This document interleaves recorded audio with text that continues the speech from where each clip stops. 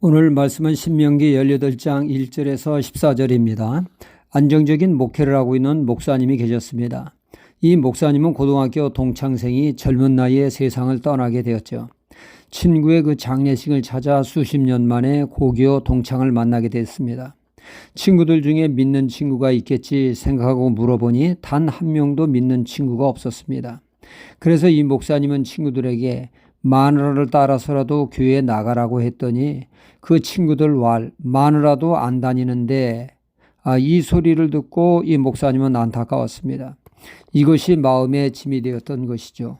계속 친구들의 영적 상태가 심히 걱정이 되었던 것입니다. 누군가 친구를 위해 주께로 인도해야 될 텐데 고심하던 중에 목사님은 결단을 내리게 됩니다.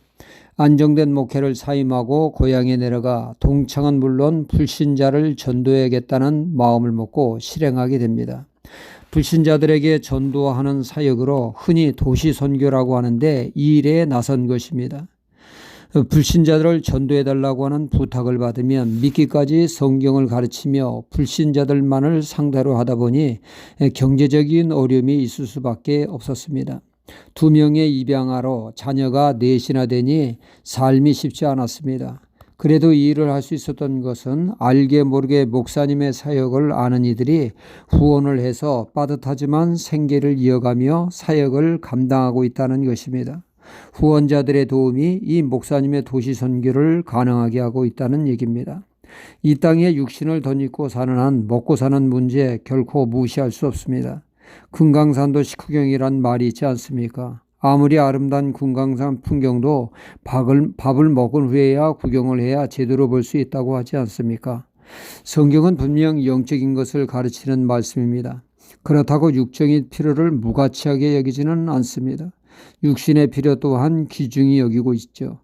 예수님이 말씀을 증거하시는데 수천의 군중이 운집했습니다. 그날 어찌나 말씀이 은혜로 왔는지 늦은 시간까지 말씀은 선포하게 되어졌고 말씀이 마쳤을 때 무리들은 허기진 배를 움켜쥐고 집으로 돌아가야 했습니다.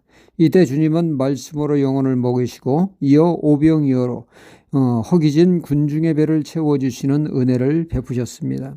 하나님의 선지자 엘리야가 사역할 때 기근으로 인해 먹고 사는 것이 참으로 어려울 때 하나님은 까마귀를 통하여 아침 저녁으로 먹을 것을 공수하여 주도록 역사하셨습니다. 오늘 말씀은 1절에서 8절에 제사장과 레위인의 생계에 대한 말씀을 다루고 있습니다.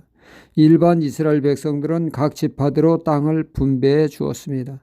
하지만 제사장과 레위인들에게는 땅을 분배해 주지 않으셨고 그들은 하나님의 일을 하면서 11조, 첫열매, 화목제물 등을 생계로 이어갈 수 있도록 하셨습니다.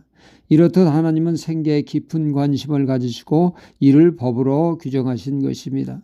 주님은 마태복음 6장에서 의식주 문제로 염려하는 우리네 인생에게 말씀하셨죠. 의식주 문제로 염려하는 것 불신자들의 몫이라고 했습니다.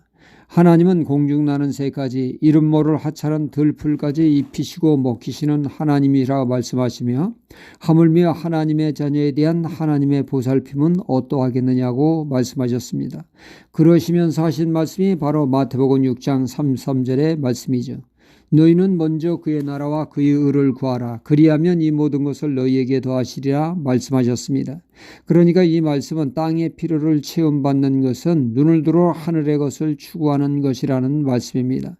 하나님의 나라가 이 땅에 임하도록 하나님의 뜻에 따라 살 때 하늘 아버지께서 이 땅의 필요를 채워주신다는 말씀이죠.